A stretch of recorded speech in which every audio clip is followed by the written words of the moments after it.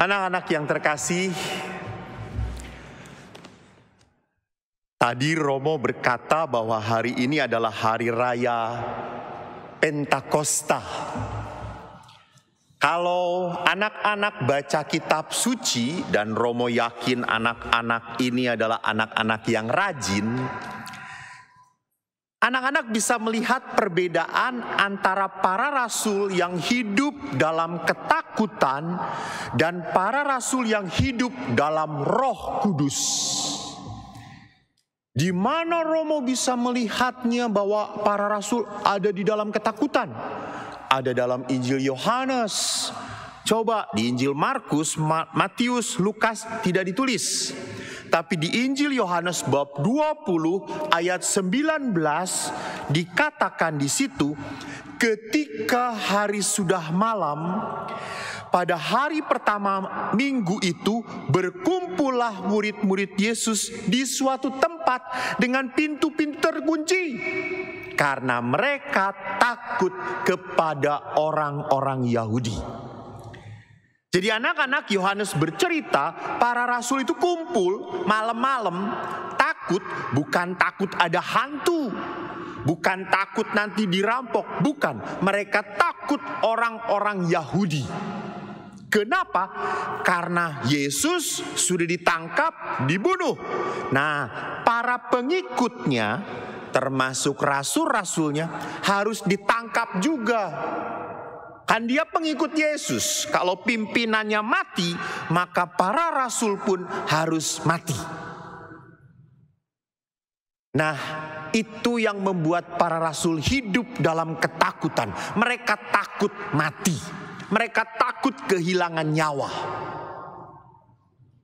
Lalu seperti yang sudah dijanjikan oleh Yesus, kamu harus diam dan tetap berdoa. Aku akan memberikan penolong pada kamu. Setelah Yesus naik ke surga, berapa hari kemudian? 50 hari kemudian, maka disebut Pentakosta dari kenaikan Yesus ke surga. 50 hari kemudian Yesus mengutus Roh Kudus. Tadi dalam bacaan pertama didengarkan berupa lidah-lidah api. Kenapa api? Api itu kan membakar. Kenapa lidah? Karena lidah itu mewartakan. Jadi simbol lidah api itu memperlihatkan bahwa Allah itu tidak bisa didiamkan. Allah itu harus diwartakan, harus diceritakan. Karena Tuhan itu selalu memberi semangat. Tuhan itu selalu memberikan apa? Kekuatan. Tidak ada Tuhan itu yang memberikan kelemahan. Tidak ada Tuhan itu yang memberikan kemalasan. Tidak. Kemalasan tidak dianugerahkan kepada anak-anak dari Tuhan. Bukan. Itu kuasa iblis. Gitu ya. Kalau kamu malas, Romo saya diberikan oleh anugerah Tuhan kesenangan untuk tidur. Itu kesenangan tidur, orang senang tidur, bukan anugerah dari Tuhan. Itu adalah roh kemalasan, roh iblis, kuasa jahat. Roh Allah itu seperti lidah api, membara, panas, berkobar. Maka tadi di dalam kisah para rasul, hidup dalam roh, mereka mulai berkata-kata dalam bahasa lain, seperti yang diberikan oleh roh kepada mereka. Padahal kan kita tahu toh, murid-murid Yesus kebanyakan adalah nelayan, pencari ikan, tidak berpendidikan. Lah kok mereka bisa memakai bahasa Parsia, Elam, Makedonia, semuanya mereka mampu. Jadi mereka dimampukan oleh Tuhan. Anak-anak, kerja Roh Kudus itu kok seperti tukang sulap ya. Kerja Roh Kudus itu kok seperti dahsyat, hebat gitu ya. Seperti film waktu pastor lihat keponakan. Pastor kan habis punya keponakan.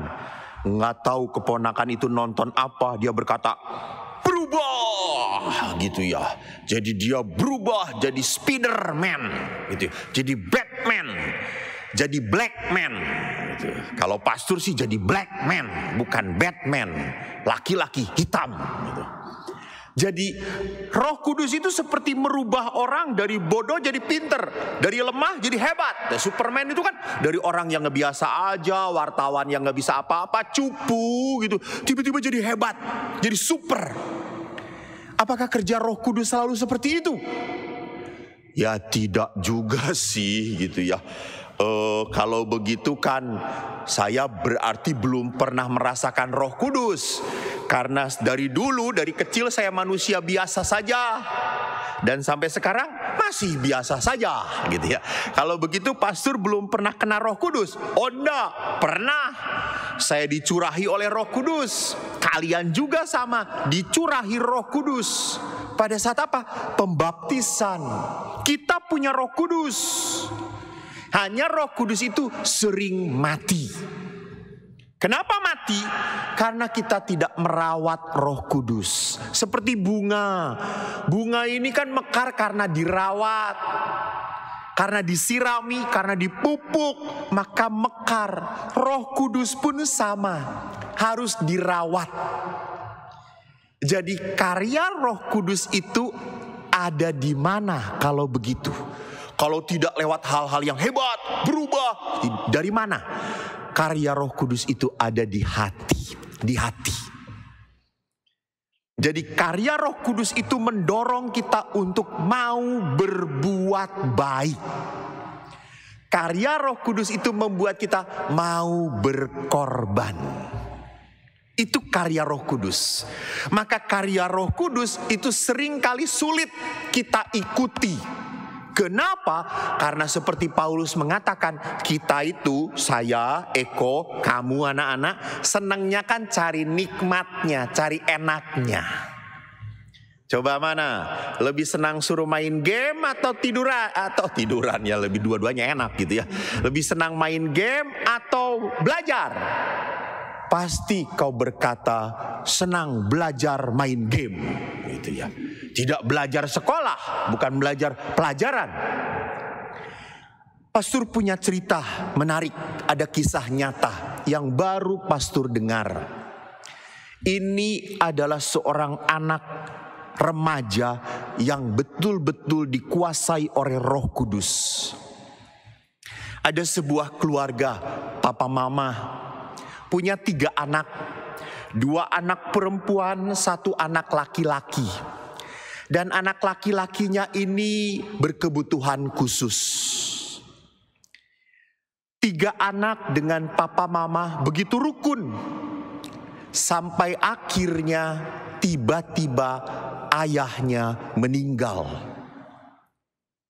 Ibunya tidak bekerja.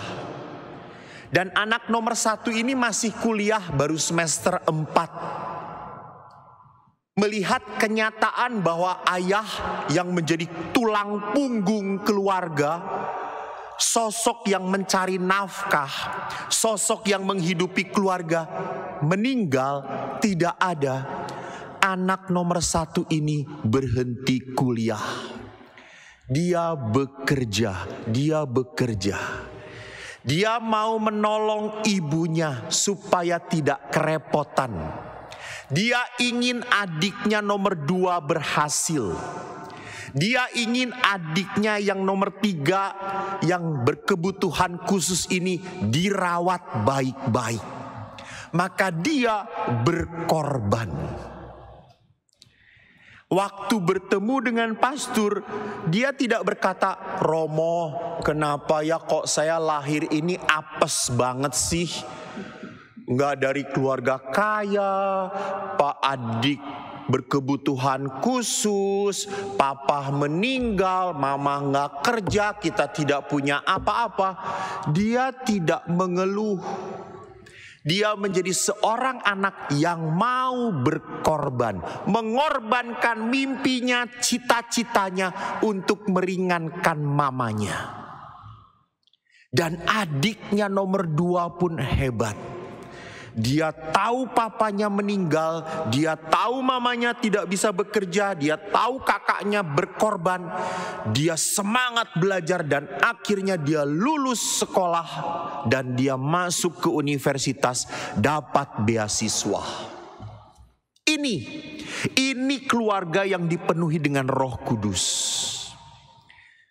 Dan dua anak ini tidak pernah malu punya adiknya yang berkebutuhan khusus. Dia bahkan memperkenalkan adiknya kepada teman-temannya. Bahkan dia bawa jalan-jalan adiknya ke taman, kemanapun. Mereka tidak malu punya adik yang berkebutuhan khusus. Dan adiknya yang nomor 3 pun bahagia bersama kakak-kakaknya. Ini keluarga yang diurapi oleh Roh Kudus.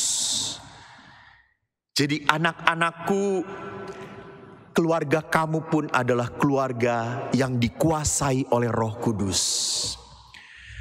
Apalagi bulan depan anak-anak kalian yang sudah komuni pertama di gereja Curug Santa Helena ini boleh ke gereja.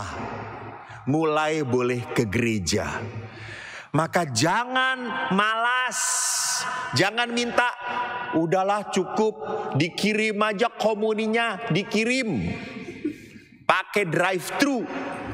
Kalau sudah boleh ke gereja, ke gerejalah anak-anak.